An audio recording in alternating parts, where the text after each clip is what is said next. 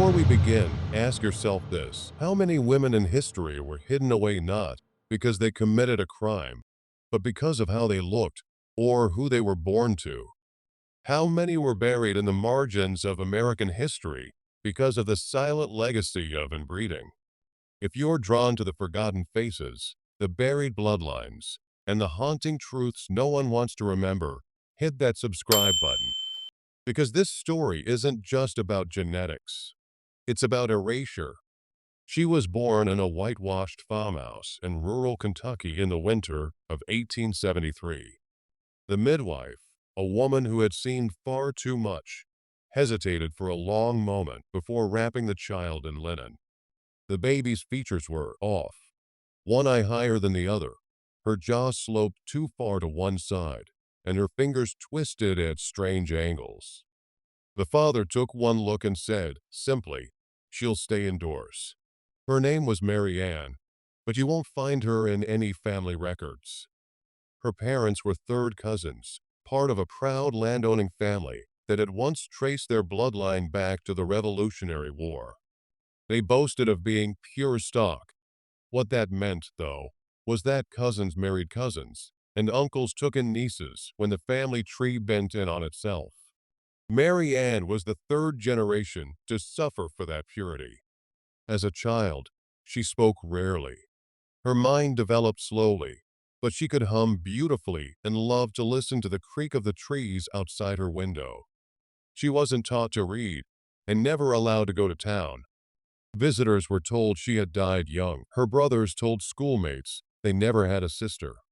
Maryanne's story is not unique. In the valleys of Appalachia, the Ozarks, and the Blue Ridge Mountains, dozens of women like her lived and died without ever being photographed, married, or counted.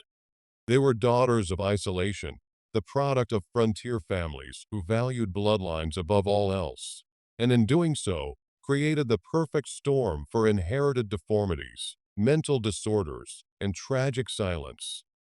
Some were born into prominent Southern families, descendants of planters and judges. When one girl in Georgia was born in 1856 with what doctors described as facial divergence and sluggish faculties, her parents bribed the local parish to register her as stillborn. She lived until 1921, kept in a locked sunroom with blackout curtains. Her name was Lillian, and she painted hundreds of haunting watercolor portraits. None of them survived. The family burned them after her death. Another case was recorded in Virginia in 1894, a set of twin sisters born to siblings who had married secretly. One of the girls died within a year. The other was raised under the care of a mute aunt and never left the family home. She was described in a neighbor's journal as having a flat, wretched face, but eyes like blue fire. That neighbor later claimed the girl spoke to spirits and had to be tied to her bed at night. In nearly all these stories, the pattern is the same: family wealth, geographic isolation, and a relentless fear of outside judgment. Women, even more than men, were considered the family's living reputation. A son with a twisted leg might still inherit land. A daughter with crossed eyes and a slow tongue, she was ashamed to be hidden. Some were institutionalized, quietly, without any official record. In New England, one 19th-century asylum had a special wing for delicate ladies of heritage, many of whom suffered from seizures, rickets, or emotional volatility, all traits now understood as linked to close relative breeding. These women, too, were mostly unnamed. Only initials appear in the nurses' ledgers: MF. Prone to catatonia, daughter of judge. No visitors allowed. CL. Incoherent, unpredictable, heir to shipping fortune. But in some rare cases, traces of them do survive. A photograph tucked behind the pages of a faded family Bible. A slanted gravestone carved only with "beloved daughter." Or a handwritten letter from a mother to a distant cousin pleading, "Do not speak of her to others. We have placed her somewhere safe. It is God's will." Their faces were rarely seen, and when they were, they were erased. Family portraits were altered, stories were written, and generations later, descendants would claim with certainty, no one like that was ever born in our line. But they were, and they existed. Some might say these women were monsters, but the real monsters were the lies that buried them, the pride that created them, and the silence that suffocated their memory. They were daughters, sisters, mothers, and victims of a forgotten American practice far more common than we like to believe. And now, slowly, their faces are reappearing in DNA results that confuse families, in attics filled with old trunks, in photo albums with faces just slightly wrong. We're not uncovering these stories to judge. We're uncovering them because these women deserve more than the silence they were born into. They deserve memory. Because history doesn't forget them, it just hides them. There was a girl named Eunice, born in 1903 in a crumbling plantation house outside of Natchez, Mississippi. The family called her a delicate flower, but neighbors whispered other things.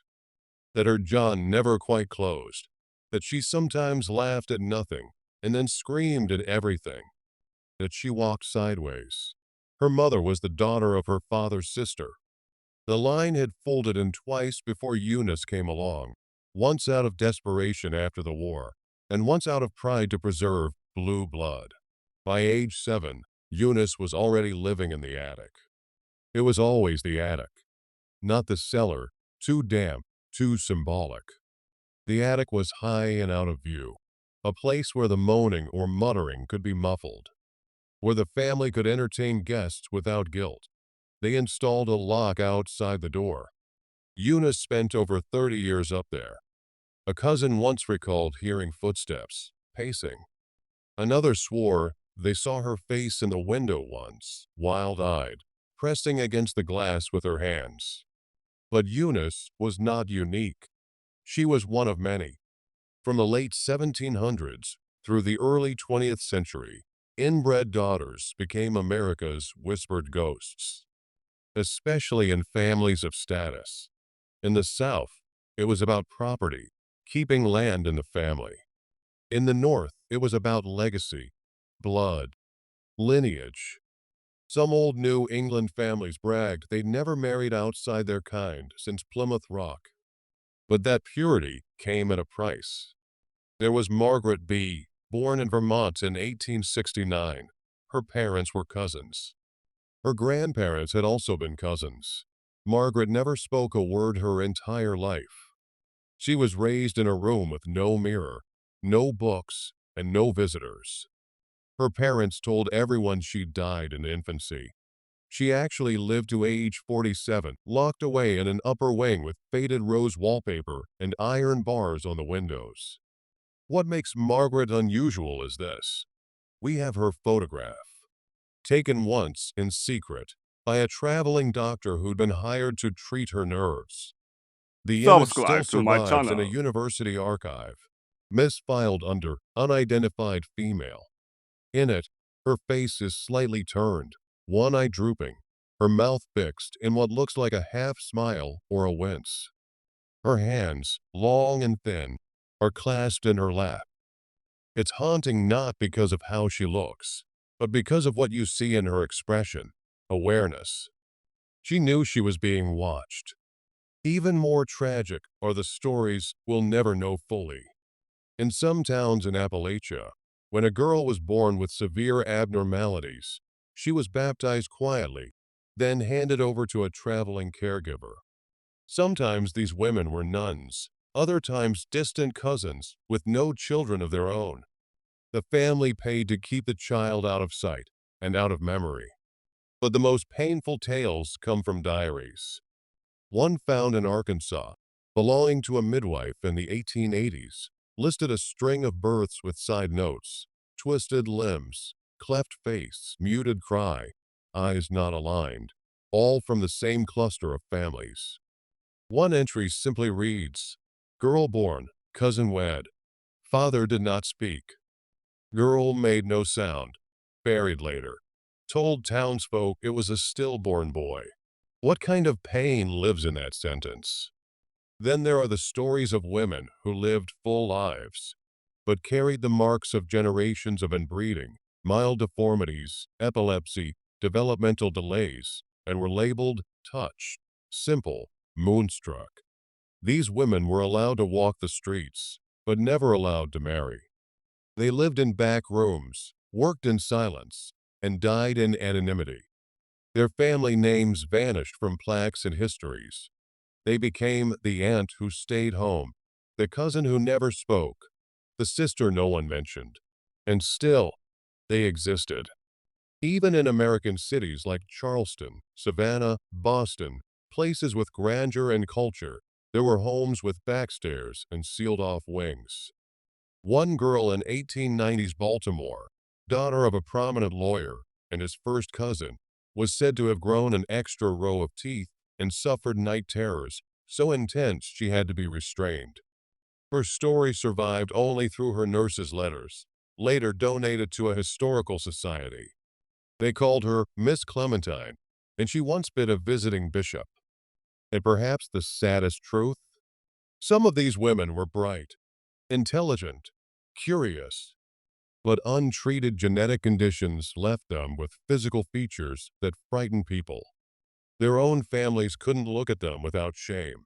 So instead of education or care, they were given solitude, isolation, darkness, the attic. If few resisted. One girl in Missouri was born with mild facial asymmetry and a congenital hip issue. Her father tried to hide her, but she escaped the home at 16. She worked as a laundress, then a hotel maid, and eventually moved west. She never married, but she sent letters back to her younger sister.